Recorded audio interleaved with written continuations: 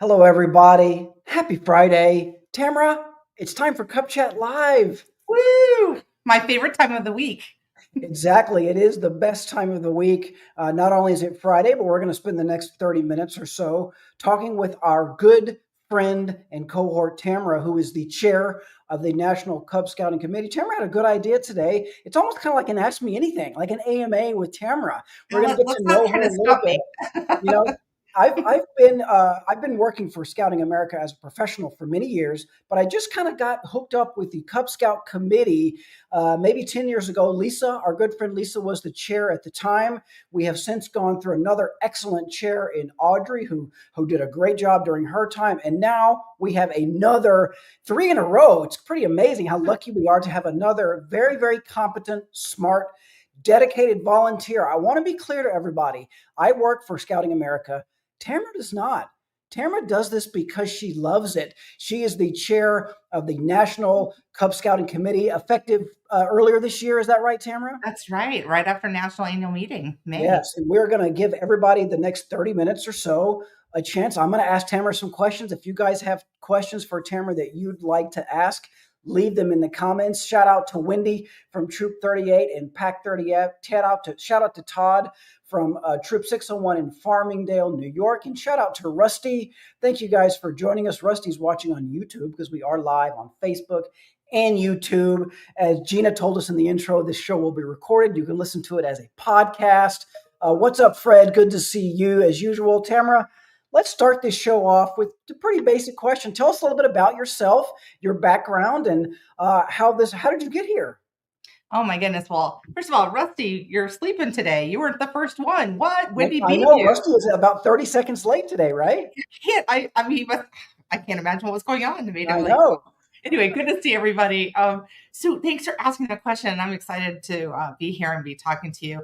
Um, I started off in exploring as a youth, as a law explorer. So I got to do like court cases and cool stuff like that. So that was super fun. I had no idea, by the way, that was part of Scouting America. Right, It was right. just super fun, right? It was just super fun and cool. And then when I was in my 20s, I was in Sam Houston area councils. Shout out to all my friends in Houston and that area, mega council, amazing council. I was in Sea Scouts and I was a single adult sailing every weekend. Doesn't that sound rough, Aaron? That sounds rough, doesn't That it? sounds okay to me, Tamara. I would do that. That sounds okay. It was pretty awesome, pretty awesome. And we're just some great kids and got Oh, I someone to bet. go to Bark Eagle. And it was just exciting. And then I married an Eagle Scout. Aaron, that wasn't planned, but it worked out really well because he's an awesome person. You've met him. You know, it's interesting. I did not know that about you, Tamara, but I bet that's not a coincidence. I bet you knew what kind of qualities you were interested in, right? And you ended up matched up with someone with a lot of, like we all hope to be, right? With someone with some similar qualities. I did not know that your husband is an Eagle Scout. Very cool. Yeah. Or, vigil honors for Yeah. Order of Arrow. Like he's a great guy. Awesome. So, Yeah. so we moved to Illinois, to Northeast Illinois Council.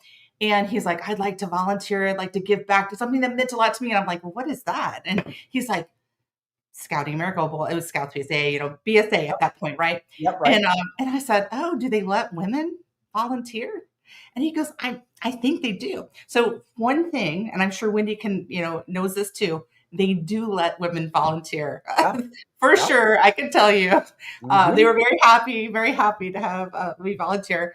And Yeah. we kind of went through the scouting program backwards. And we were adventuring in the area level. So that's the older youth program, older youth serving program. They have the green uniforms. Right. Right. And then we started two new packs. We started two new packs for underserved communities in Waukegan. And they were awesome. And what we had to do, and I know those of you who have smaller packs are going to understand where I'm coming from. We had 5 tables in the lunchroom and they each had signs, tiger, wolf, bear, and then we had them all sit there and I would give the mom the instructions for what she needed to do at that table. And I would kind of bounce between the tables and make sure everything was going okay. And they would run those kind of programs. And you know what? That's kind of what we're doing with those PAC resources now, except let me tell you, Aaron, the program is way easier now because it matches up. before it didn't match up, and it Right. was like very difficult to plan, but it matched up. Then we had children. Then we moved to Chester County Council, which is in Pennsylvania, outside of Philadelphia, Okay.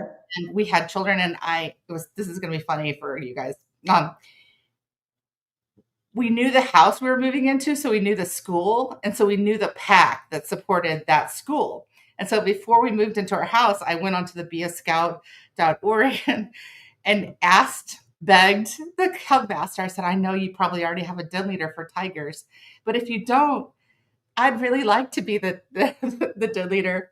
Do you think that'd be okay? And he talks about this like this is like a unicorn moment. Like there was never ever in his time. What a dream. Yes, it's a dream come true for a Cub master to get an email like that. Yeah. So I became the tiger den leader. 5 years, best part of the program, right? It's just such a great time to be a den leader. Yes. So that's kind of my thing. I also served on the board at Chester County Council and was a program vice president and did activities and all kinds of stuff.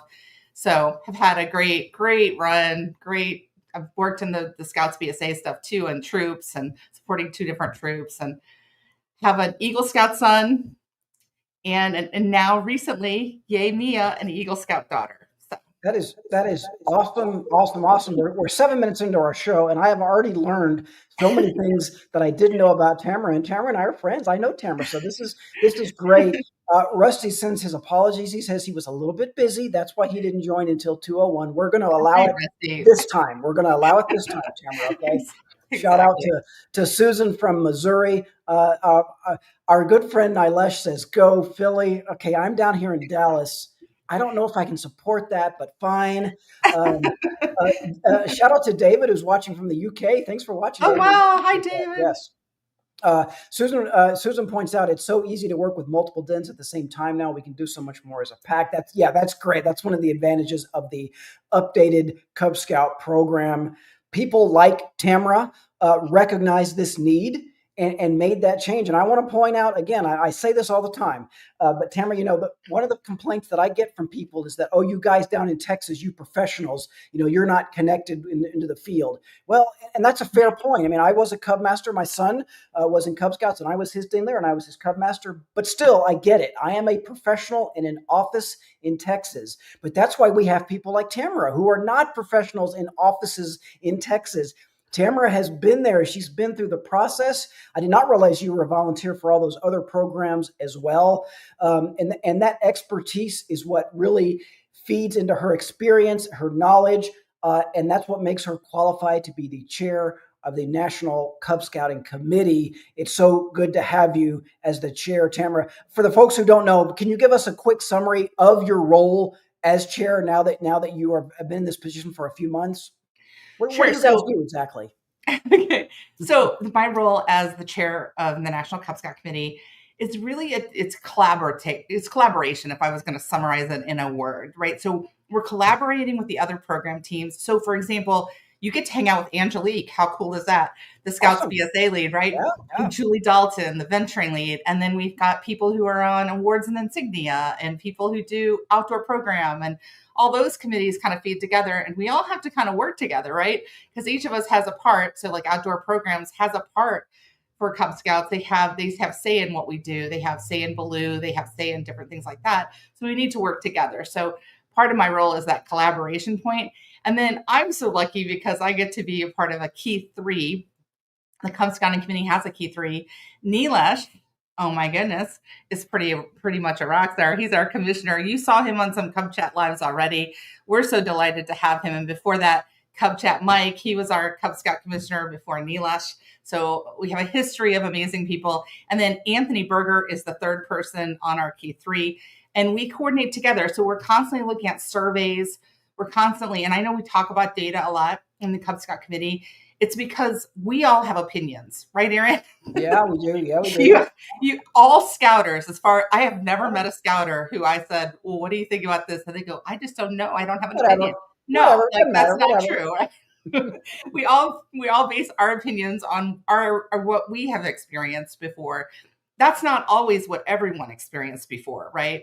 Like our pack used to earn every award there was. That wasn't normal. I didn't realize that, right? Because we were part of the 1%. We didn't know that. So we take data and we survey people, and then we look at the data, and then we constantly are tweaking the direction and the course of what we're going to be working on. And then we create projects based on these things that we identify that we need to do to support you, not you, Aaron, but you, Yep. our audience. The more important people, the people The, watching. the most important people in Cub Yep. Scouting is our unit Absolutely. leaders and Yep. our den leaders. And how can we support you and our parents and our scouts? So that's what we do on the National Cub Scout Committee. Awesome. Awesome. Hey, DJ, good to see you watching right down the road from me in Irving. And speaking of Nilesh, she says, if you're not aware of it, the new Cub Scout meeting resources are very helpful for pack meetings. Good reminder. Thank you, sir. Appreciate that.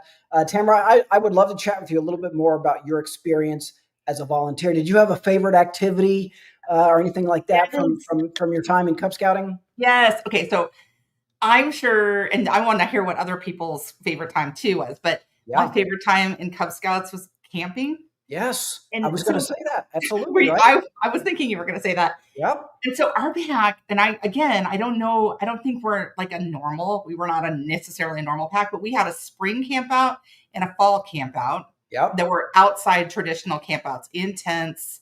You know, we're in Pennsylvania, so it gets cold in the winter. We would do a cabin camp out in the winter. And then we would have some specialty campouts, like maybe camping at a zoo or camping at a museum or camping on a battleship. So we always had those two outdoor campouts, and I loved them. And part of my love in that is I love outdoor cooking. And I find that a lot of kids get really excited when they get a chance to see what they can do. So when you tell a Cub Scout that do you think I can make cookies in this Amazon box? And they'll go, no, you can't do that. And I'm like, are you sure? And they'll go, yes. Don't challenge her. She'll do it. And then you put some aluminum foil, you make a little thing, you put a grate in there, you put a thing of coals in there, and you get that sheet of cookies. And you know what? In 20 minutes, you've got cookies, and they're delicious and hot and warm. And that's exciting for Cub Scouts to see. It's magical. It really is. Right? Yeah. It's magical. And the reflector oven, introducing banana boats instead of just s'mores all the time. Now we have banana boats, and you have walking tacos are normal, and Superman eggs, and the whole 9 yards. It's just super fun. Not to mention the build your own trail mix station, right? Just super fun stuff. Really fun. I agree. Yeah, camping and in specific s'mores were always the highlight for me. I would have to be held back from eating all the s'mores.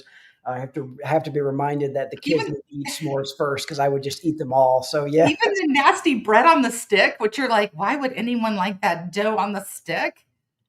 Do they love dough on the stick? Yes, absolutely. Everything tastes delicious when you're out on a camp out like that. Right? Yes. I don't know why. I mean, and then so I think you asked, well, like, what's like the best thing as a volunteer too? So a little slightly different.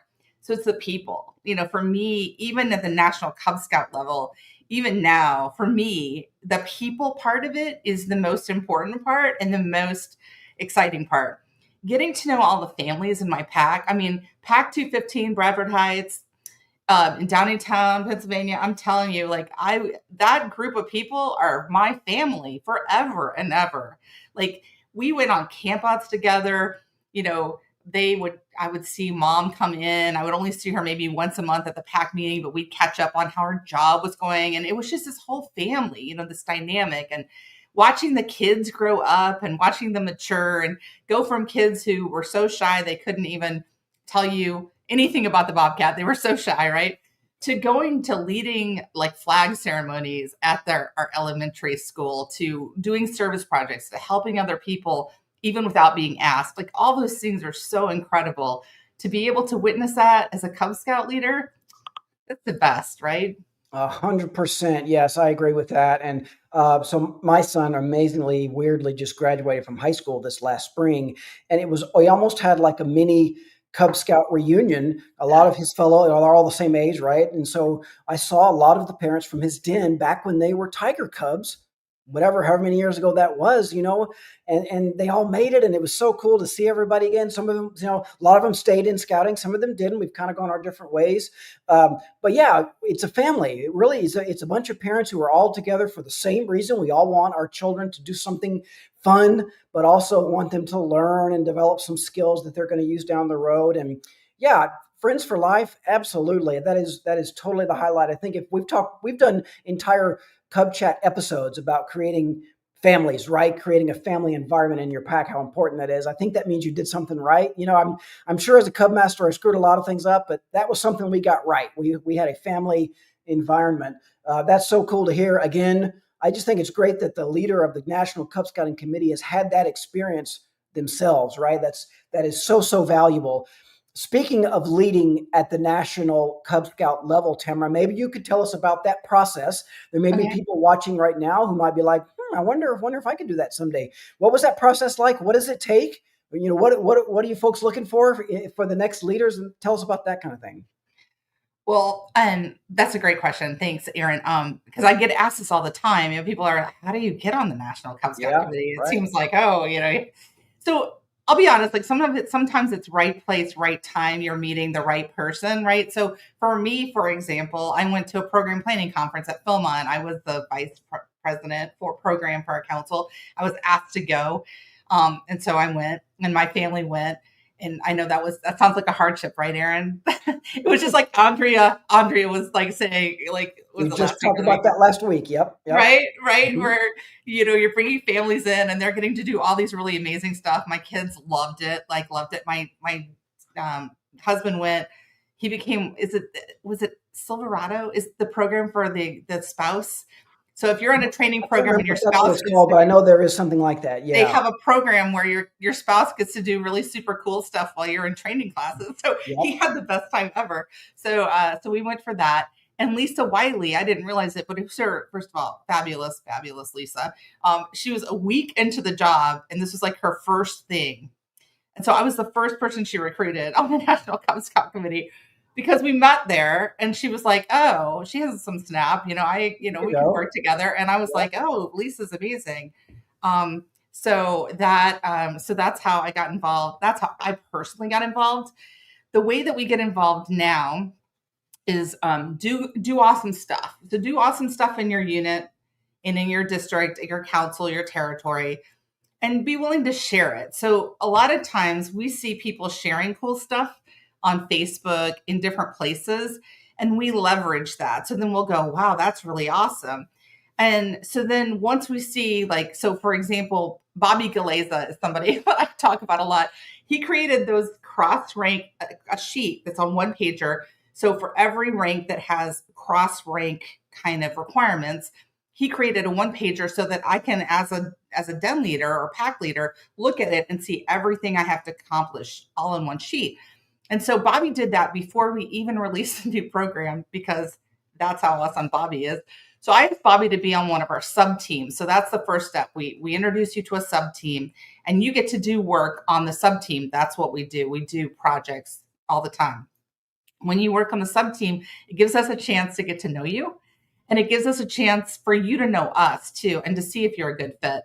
So then now Bobby, I'm so excited, is actually now on our National Cub Scout Committee. So I'm very excited about Bobby being on there.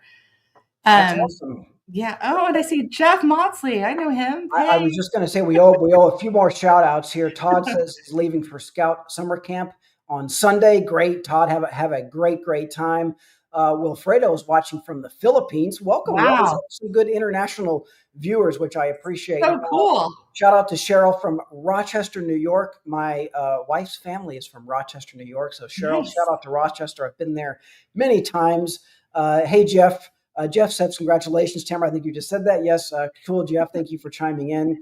Fred's asked a question. Can we take this question from Fred, Tamara, about the card Yeah. deck? We've talked about that a little bit. We did Yeah. a demonstration at NAM. Yeah, I was going to say, I bet you have one sitting right I there. do. This is I always really have cool. these. I actually take them on the plane with me because Yeah, I can in do like case you little folks haven't activities with heard, people. there's demand for these cards. Tamara, maybe give us a quick summary of what they are and then where people can get them. So those are Fred. That's a great question. Yep. So they're going to be available in August to select Scout stores and online. So online, you'll be able to get them all day long. The Scout stores, there's a list of them. They're kind of the way I would characterize them. They're very large Scout stores in big metropolitan areas. So because they're being trialed, that's why they're not in every store. Once we get through this initial phase and things go well and they catch on, then they'll be in every store. Then they'll have the chance to be in every store. But for this first run of cards, that's how they're rolling them out. So August. Scoutshop.org would be the source for them to order them Mhm. online in August. Fred, and I'm sure you probably have scoutshop.org bookmarked. If not, bookmark it. Check back regularly. The cards are very, very exciting, very easy ways, fun, simple, and easy to do your den meetings, right? Very, very cool. Yeah. Fred says, as a Philmont ambassador, one of the great things he likes to do is talk to families about family adventure camp. I'm sure, Fred, you saw our episode last week when we did that with Andrea. Yes, what a cool program that is. That's just been in the last 5 or 6 years or so. This family adventure camp concept was created, and a great opportunity for Cub Scout families to go on a vacation or an extra trip or whatever they're doing. Susan says that sheet is amazing. I will use it. Yeah, that sheet is I think she's talking about the chart that shows the adventures. That's the Bobby Galeza tool. Yeah, that was created by a volunteer. Yeah, not by one of us stuffy professionals in an office time here. So, Tamara, we've talked about the process of you volunteering for the National Cub Scouting Committee, but I want to dig behind what makes Tamara tick. So fine, we know how you did it, but why? What made you feel compelled that this is something you wanted to do? It was Lisa Wiley. No, I bet it was. It was. I mean, if you call Lisa, superpower. She's a force, man. Like you're not going to say no to Lisa. Yep, absolutely. So I think a lot of times we think like, first of all, mad passionate about Cub Scout program for sure. And when she asked me, I was like, oh, really? Because I said yes because I wanted to work with her and I wanted to work with Anthony. But then I absolutely love the Cub Scout program. And I was kind of in the back of my mind thinking, oh, is this something like I want to make sure I can do a really good job, but I was confident that I would give it my best. And it's been like the best job. And honestly, right now, this job, I think it's going to be the best job I've probably ever had, right? How could it not be? I get to work. Look at our volunteers that are in today's chat. Here it is summertime. And Susan and Fred and Cheryl and all these other people are here hanging out with us on a Friday afternoon when they could be by the pool or doing yard work or whatever. And they're awesome. And it's just such a pleasure to be someone who gets to collaborate with these other teams and then to support all these amazing volunteers. That's got to be the best job. That's what I think. It's an honor to get to work with volunteers like we have. Like you said, Tamara, they're very passionate. They have opinions, which we love, but they're also very respectful. And our commenters are always great, very respectful in the chat, even if they disagree with something. So that's Absolutely. A good answer, Tamara. Very good answer. We talked about this a little bit. The Cub Scout programs went through some pretty significant updates last year. You were a part of that as a member of the committee, and then continuing on now as it's been rolled out over the last year or so. Can you just give us an update on how that's gone and your thoughts? And it's a big deal. How has it been so far? I know it's been a year or so since they've been active. Right. So a year as of June 1st, right? So we've been through a whole year. Yep. So this is great timing. I feel like you were like a fly on the wall in our Q3 this week, but we have a survey that's going to be coming out. So in general, what our comments, our feedback from the field has been very positive. It's an important alert. It's okay. I'm sorry. There's an alert going on. Sorry about that. I know. It happens. I know that's. Yeah, we're not even in Texas and we're having alerts here too. Yeah, so the weather patterns are crazy these days. It's been very positive. Do you occasionally get a couple people who have something to share that's maybe not as positive? Of course, that's always going to happen. Sure. But in general, everything's been super positive. We are sending out a survey. It's going to be coming out soon. And I know you probably think, wow, she always talks about surveys and data, but we're really passionate about this. And it's because, like Aaron and I've discussed, everyone has opinions. So if we were going to base the Cub Scout program based on Tamara and Neelish's opinion of how it should go, it wouldn't be indicative of how the entire country feels, right? Because Neelish Yep. and I both live in the outside the Philly area, and we would have a different perception of what would be successful, right? Because we live in a different part of the country, different experiences.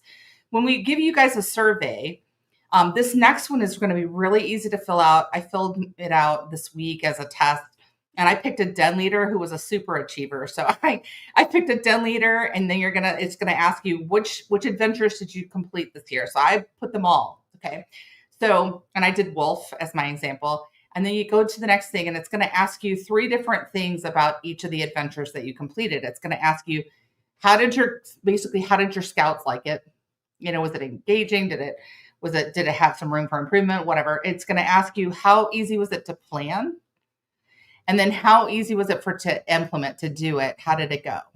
So it's really simple. And by doing that, it's going to give us the feedback we need on maybe which adventures aren't playing well, or in some cases, it's going to tell us, wow, the activities for these adventures are not clear enough. We need to do better. Mm-hmm. And then the last page of it, which I think is really helpful, and I encourage you all to spend the time to fill it in because it's an actual typing one. And it asks you, of all the things you did last year, what was your favorite thing? So, like, for example, it might be let's camp, right? That's the camping one. And it's going to say what and why was that your favorite? We got to go outdoors, we got to do outdoor cooking, whatever it is. Then the next question is really important. It says, which one was your least favorite? What didn't go well? And you're going to write that in. So let's say for wolf, I might say council fire. And then I'd say, which one, which activity didn't work, which requirement? And I might say, well, I didn't have a house for the one. So that one you have to build a house, and then you build some buildings, and then you make a neighborhood with all the buildings. So I've seen some amazing things with Legos, but if you didn't have all those building things, some people were struggling. So if you remember, I think you might have been with me when we did this one, the citizenship adventures. We created a paper house because one of you in the Facebook group said, this was really hard. I couldn't do this. So you made a paper house. So then because you were amazing, we leveraged your paper house. We made it into some buildings too. And then we reposted that for everybody. Okay.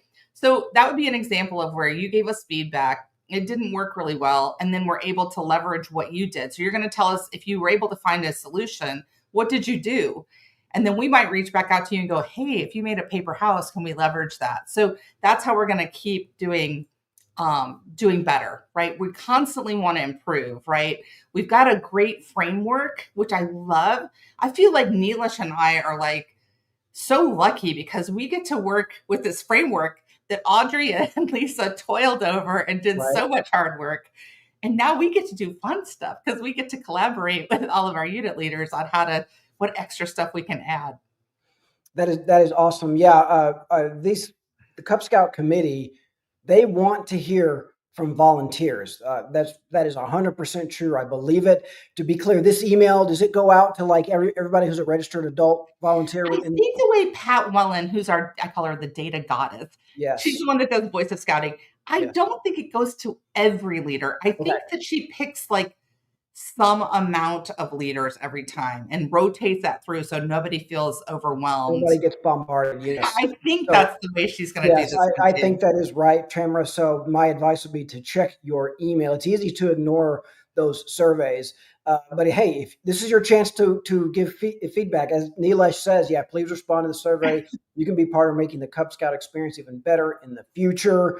Thank you for posting that, Neelish. Yes. And another thing is these folks are all over the Facebook volunteer groups. They're in there. They know people, and people aren't afraid to give opinions. And is every single person going to be happy?